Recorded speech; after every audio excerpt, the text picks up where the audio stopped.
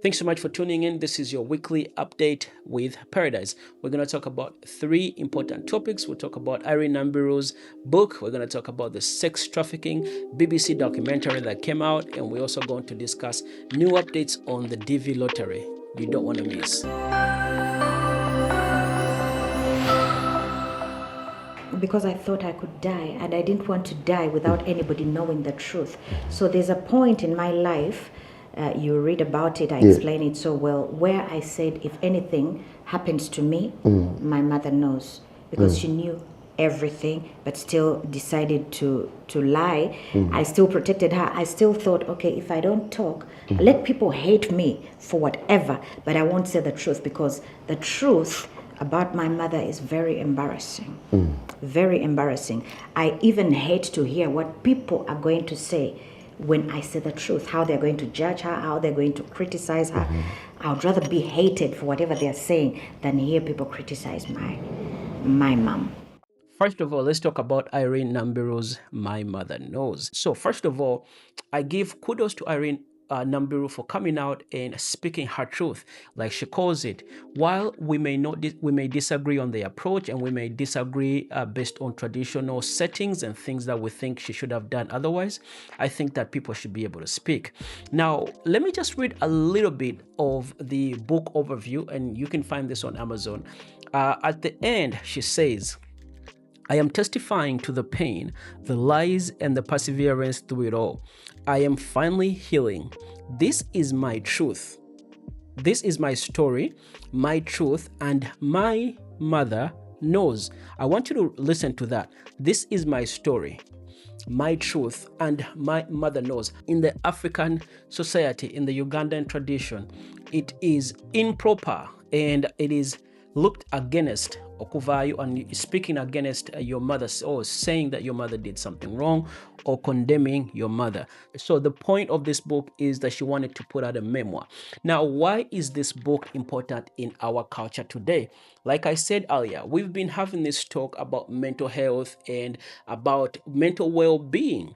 We cannot ignore when someone writes a book like that, especially coming from a Ugandan background, an African background, because I'm pretty sure she knows the backlash that she's gonna get. She knew that writing the book, but why did she go ahead and continue to write the book? Because there is something to be said. Now, I honestly think that I would have preferred, or most people would have preferred, that these issues be handled on at a family basis. Come together as a family and work it out. Whatever the whatever issues that we're going through. But unfortunately, it has come out to the public. I am here right now and I'm predicting to you, this is not the first book that we're going to see. Many more books of this kind are going to come out. Now, while many people might actually disagree with what Irene Nambiru did, we have to acknowledge that the time has come to allow men and women, more especially women, to tell their side of the story.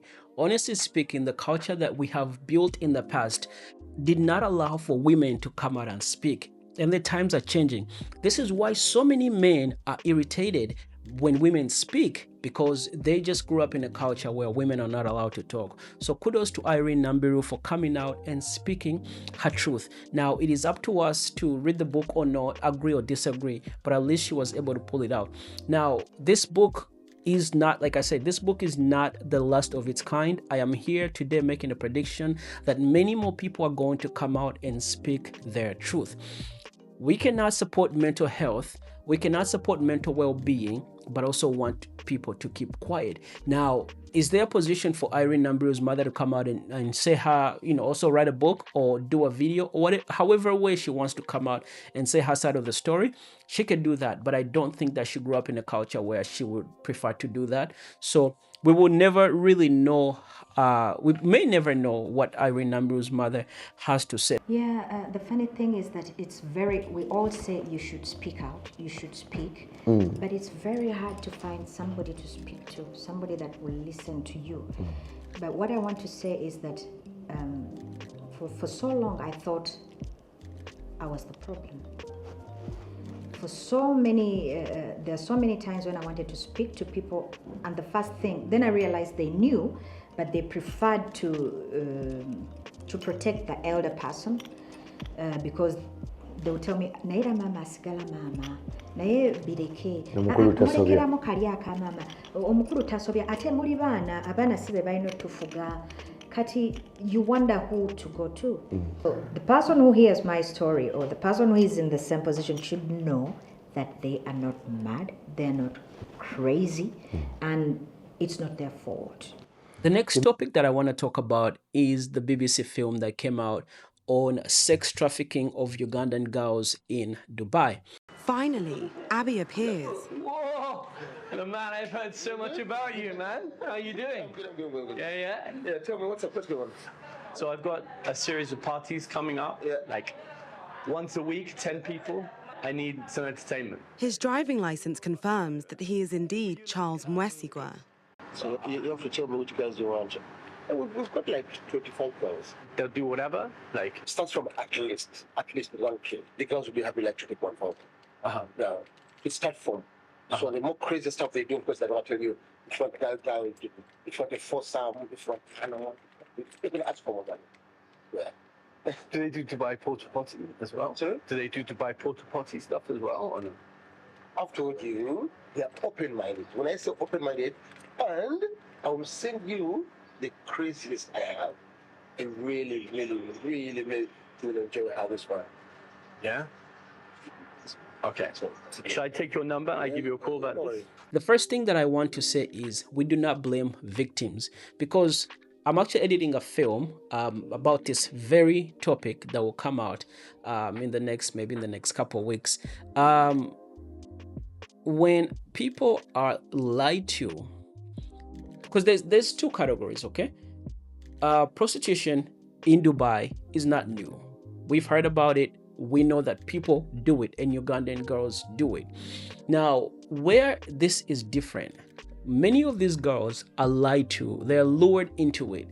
They are told they're going to work professional jobs. They're going to work as housemaids. They're going to work in different positions, restaurants and all that, just to find out when they get to Dubai, their passports are taken away and they're forced into sex work.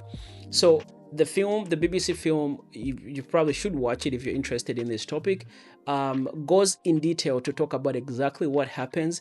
I do have to warn you, it's a bit disturbing, but if you want to learn more, you can actually go watch that film and learn exactly what happens. It is very unfortunate. The last and final topic I want to talk about is the DV lottery. So the DV lottery is no longer free, okay? The US government put a $1 fee. So starting October, and I believe it's October 2nd, that is when the DV lottery opens up, and I think it's going to be open for about a month.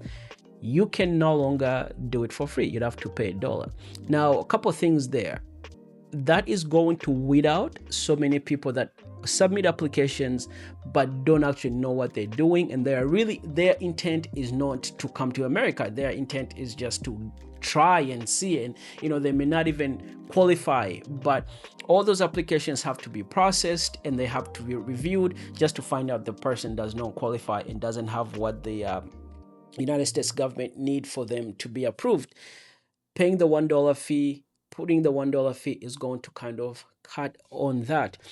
So that's also going to be interesting. And as a reminder, you guys know there's also this is actually starting October 2nd. So October 2nd throughout the month, maybe November 7th, not exactly sure, you can start submitting your DV lottery applications. But be sure to have that $1. So you probably need like a debit card or some sort of credit card, ATM card to be able to make that payment. I don't know if there's also other forms of payment that they'll take, but that's all I know for now. Thank you so much for watching. If you're shipping anything coming from the US going to Uganda, use Crane Cargo, www.cranecargo.com.